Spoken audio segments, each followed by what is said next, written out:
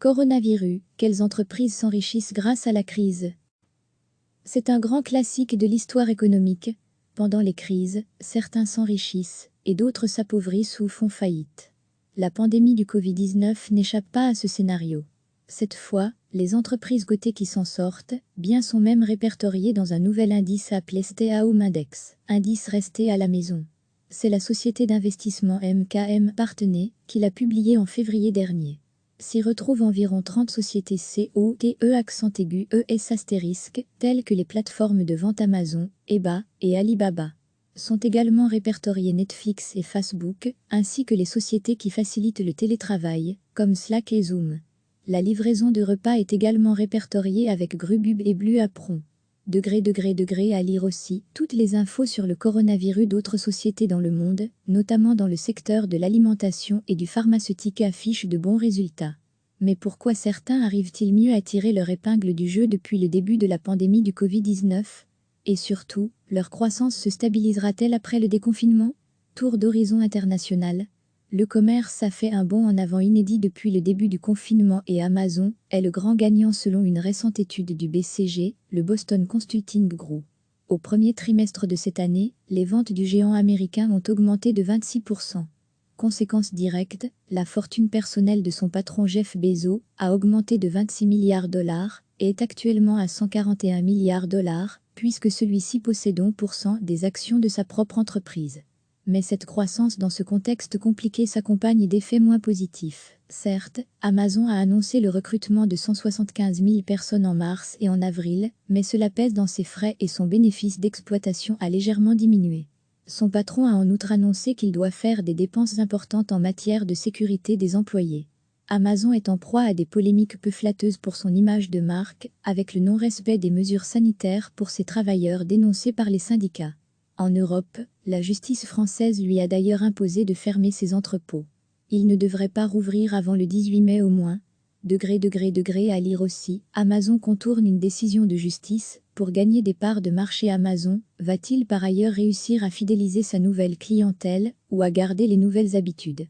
C'est en tout cas le pari que fait son patron. Amazon fait partie des maîtres de la Silicon Valley, que l'on rassemble sous l'acronyme des GAFAM, Google, Amazon, Facebook, Amazon et Microsoft. À la fin du premier trimestre de 2020, tous ont affiché un chiffre d'affaires en hausse. Google plus 13%, Facebook plus 18%, Microsoft plus 15% et Apple plus 1%. Les maîtres de la tech bénéficient d'une utilisation plus grande du cloud et des divers services en ligne qu'ils ont développés ces dernières années. Néanmoins, dans les prochains mois, leurs revenus pourraient baisser dans plusieurs domaines à cause du confinement. Ainsi, les ventes d'iPhone sont annoncées à la baisse.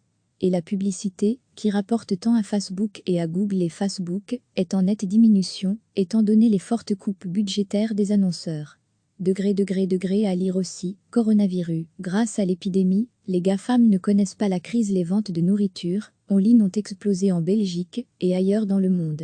Petite ombre au tableau, les grands distributeurs de l'agroalimentaire se sont retrouvés dépassés par les demandes, tout en n'arrivant pas encore à trouver un modèle rentable dans la livraison ou le pick-up. Il n'empêche, la crise sanitaire booste le chiffre d'affaires global des supermarchés. Et la fermeture des restaurants et cafés leur est très profitable également. Ahold Delhaize s'en tire très bien. Le groupe est issu de l'achat de Delhaize par le néerlandais Ahold en 2016, 11 pays et 6500 points de vente. Son chiffre d'affaires a explosé ces dernières semaines, plus 30% en mars. À lire aussi, coronavirus. 30% des clients de Delhaize ne respectent pas les règles de distanciation sociale, le groupe Colruyt maintient le cap. Avec les enseignes Colruyt, OK, Bioplanet, Dranlan et Dranbaby. Sa part de Colruyt sur le marché belge augmente avec la crise du Covid-19. Sa politique du prix le plus bas pourrait aussi attirer plus de clients dans les prochains mois, avec la crise économique qui est en train de se déployer. Carrefour est le premier groupe parmi les distributeurs et le premier dans le monde. Ses objectifs pour les années qui suivent pourraient rencontrer les nouvelles attentes des clients, puisque le groupe veut améliorer sa rentabilité en se réorganisant, notamment en développant le commerce. À voir dans les prochains mois si ces objectifs lui permettront de renouer avec la rentabilité attendue. Moins connu chez nous, mais très intéressant à observer, le cas du groupe Ocado, basé en Grande-Bretagne. Il est spécialisé dans le secteur des entrepôts automatisés. L'entreprise s'est très vite adaptée à la crise, notamment en élargissant ses créneaux horaires de livraison. En avril, ses recettes ont augmenté de plus de 40% par rapport à l'année précédente. Ocado a également conclu des contrats importants avec de grands distributeurs tels que M&S. Qu'en sera-t-il du futur? Ocado dépendra en grande partie des habitudes des consommateurs, qui soit continueront à acheter en ligne, soit retourneront dans les magasins. Le géant américain du streaming vidéo Netflix s'est offert près de 16 millions de nouveaux abonnés au premier trimestre de cette année. Pour l'entreprise, cette croissance est synonyme de bénéfices, puisque les nouveaux clients ne génèrent pas de coûts importants. Au contraire, ils permettent à Netflix d'optimiser sa rentabilité. Par contre, Netflix pourrait bien souffrir de la fin du confinement. La société concède elle-même que son nombre d'abonnés futurs reste incertain. À lire aussi, Netflix, grand gagnant prudent du grand confinement, l'entreprise américaine Johnson & Johnson a dévoilé ses résultats trimestriels et affiche une progression de 3,3% de son chiffre d'affaires, ainsi qu'un bénéfice en hausse. L'entreprise développe en outre un vaccin contre le nouveau coronavirus et affirme qu'elle veut le produire en masse à partir de 2021. D'autres groupes dans le domaine de la santé tirent aussi leur épingle du jeu, tels que Novartis ou Sanofi. À lire aussi, coronavirus, si la firme Sanofi trouve un vaccin, elle fournira en premier les USA. À lire aussi, coronavirus, les USA, prioritaires sur le futur vaccin Sanofi? À lieu d'être efficace, dit le groupe. L'entreprise américaine de téléconférence Zoom était entrée en bourse en avril 2019. Son nombre d'utilisateurs a explosé dès le début du confinement, mais avec une légère décrue, à cause de failles de sécurité. Ce succès fait évidemment des envieux. Les GAFAM lésés dans certains domaines attaquent celui du télétravail, notamment avec la gratuité de Google Meet. Facebook de son côté espère faire venir à lui plus d'utilisateurs et de publicité grâce à ses messagers Room. Astérisque les 33 sociétés répertoriées dans l'indice TAOM de MKM Partners, Activision Blizzard, Netflix, Tencent Music, Zynga, Facebook, Match, Yell, Zio, Nexstar Media, New York Times, SiriusXM, Boingo Wireless, Purp Innovation, Sono, Amazon, Blue Apron, Alibaba, EBA, Grubhub, JD. Com, Shutterstock, Peloton, Sturmer UGER Eco, Campbell Soup, Central GARDEN et Pecco. Clorox, Okta, Alarm.com, Citrix System, Atlassian, Slack, Zoom, Diamond Eagle. Recevez chaque matin l'essentiel de l'actualité. C'est un grand classique de l'histoire économique. Pendant les crises, certains s'enrichissent et d'autres s'appauvrissent ou font faillite. La pandémie du Covid-19 n'échappe pas à ce scénario. Cette fois, les entreprises cotées qui s'en sortent, bien sont même répertoriées dans un nouvel indice appelé Stay-Home Index, indice resté à la maison. C'est la société d'investissement MKM Partners qui l'a publié en février dernier. S'y retrouvent environ 30 sociétés COTE telles que les plateformes de vente Amazon, EBA et Alibaba. Sont également répertoriées Netflix et Facebook, ainsi que les sociétés qui facilitent le télétravail, comme Slack et Zoom. La livraison de repas est également répertoriée avec Grubhub et Blue Apron. À lire aussi toutes les infos sur le coronavirus d'autres sociétés dans le monde, notamment dans le secteur de l'alimentation et du pharmaceutique affichent de bons résultats. Mais pourquoi certains arrivent-ils mieux à tirer leur épingle du jeu depuis le début de la pandémie du Covid-19? Et surtout, leur croissance se stabilisera-t-elle après le déconfinement? Tour d'horizon international. Le commerce a fait un bond en avant inédit depuis le début du confinement et Amazon est le grand gagnant selon une récente étude du BCG, le Boston Consulting Group. Au premier trimestre de cette année, les ventes du géant américain ont augmenté de 26%. Conséquence directe, la fortune personnelle de son patron Jeff Bezos a augmenté de 26 milliards $ et est actuellement à 141 milliards $, puisque celui-ci possède 11% des actions de sa propre entreprise. Mais cette croissance dans ce contexte compliqué s'accompagne d'effets moins positifs. Certes, Amazon a annoncé le recrutement de 175 000 personnes en mars et en avril, mais cela pèse dans ses frais et son bénéfice d'exploitation a légèrement diminué. Son patron a en outre annoncé qu'il doit faire des dépenses importantes en matière de sécurité des employés. Amazon est en proie à des polémiques peu flatteuses pour son image de marque, avec le non-respect des mesures sanitaires pour ses travailleurs dénoncées par les syndicats. En Europe, la justice française lui a d'ailleurs imposé de fermer ses entrepôts. Il ne devrait pas rouvrir avant le 18 mai au moins.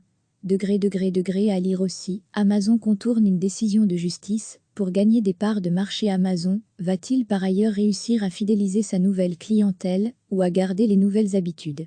C'est en tout cas le pari que fait son patron. Amazon fait partie des maîtres de la Silicon Valley, que l'on rassemble sous l'acronyme des GAFAM, Google, Amazon, Facebook, Amazon et Microsoft. À la fin du premier trimestre de 2020, tous ont affiché un chiffre d'affaires en hausse. Google plus 13%, Facebook plus 18%, Microsoft plus 15% et Apple plus 1%. Les maîtres de la tech bénéficient d'une utilisation plus grande du cloud et des divers services en ligne qu'ils ont développés ces dernières années. Néanmoins, dans les prochains mois, leurs revenus pourraient baisser dans plusieurs domaines à cause du confinement. Ainsi, les ventes d'iPhone sont annoncées à la baisse. Et la publicité, qui rapporte tant à Facebook et à Google et Facebook, est en nette diminution, étant donné les fortes coupes budgétaires des annonceurs. À lire aussi, coronavirus. Grâce à l'épidémie, les GAFAM ne connaissent pas la crise. Les ventes de nourriture en ligne ont explosé en Belgique et ailleurs dans le monde. Petite ombre au tableau, les grands distributeurs de l'agroalimentaire se sont retrouvés dépassés par les demandes, tout en n'arrivant pas encore à trouver un modèle rentable dans la livraison ou le pick-up. Il n'empêche, la crise sanitaire booste le chiffre d'affaires global des supermarchés. Et la fermeture des restaurants et cafés leur est très profitable également. Ahold Delhaize s'en tire très bien.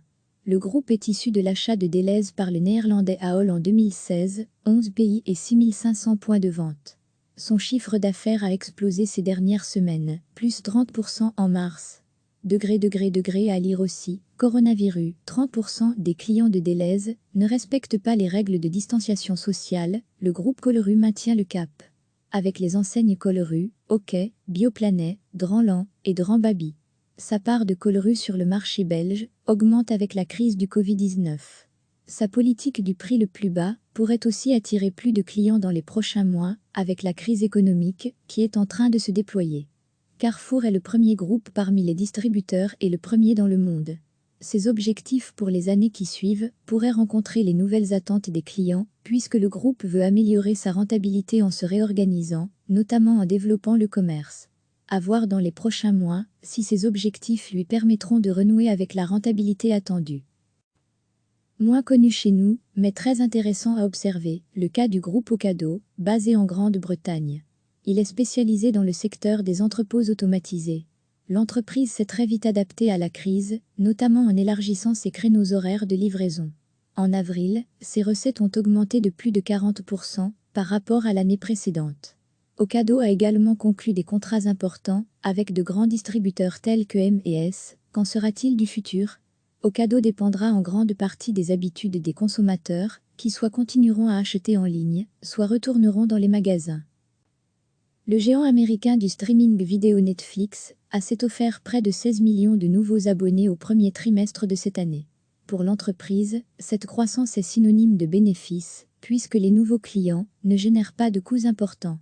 Au contraire, ils permettent à Netflix d'optimiser sa rentabilité. Par contre, Netflix pourrait bien souffrir de la fin du confinement. La société concède elle-même que son nombre d'abonnés futurs reste incertain. À lire aussi, Netflix, grand gagnant prudent du grand confinement. L'entreprise américaine Johnson & Johnson a dévoilé ses résultats trimestriels et affiche une progression de 3,3% de son chiffre d'affaires, ainsi qu'un bénéfice en hausse. L'entreprise développe en outre un vaccin contre le nouveau coronavirus et affirme qu'elle veut le produire en masse à partir de 2021. D'autres groupes dans le domaine de la santé tirent aussi leur épingle du jeu, tels que Novartis ou Sanofi. À lire aussi, coronavirus. Si la firme Sanofi trouve un vaccin, elle fournira en premier les USA. À lire aussi, coronavirus. Les USA, prioritaires sur le futur vaccin Sanofi, a lieu d'être efficace, dit le groupe. L'entreprise américaine de téléconférence Zoom était entrée en bourse en avril 2019. Son nombre d'utilisateurs a explosé dès le début du confinement, mais avec une légère décrue, à cause de failles de sécurité. Ce succès fait évidemment des envieux. Les GAFAM lésés dans certains domaines attaquent celui du télétravail, notamment avec la gratuité de Google Me. Facebook de son côté espère faire venir à lui plus d'utilisateurs et de publicité grâce à ses messagers Room. Astérisque les 33 sociétés répertoriées dans l'indice T-Aum de MKM Partners, Activision Blizzard, Netflix, Tencent Music, Zynga, Facebook, Match, Yell, Zio, Nexstar Media, New York Times, SiriusXM, Boingo Wireless, Purp Innovation, Sono, Amazon, Blue Apron, Alibaba, EBA, Grubhub, JD. Shutterstock, Peloton, Sturmer UGER Eco. Campbell Soup, Central GARDEN et Pecco. Clorox, Okta, Alarm.com, Citrix System, Atlassian, Slack, Zoom, Diamond Eagle. Cliquez sur s'abonner pour recevoir les dernières nouvelles.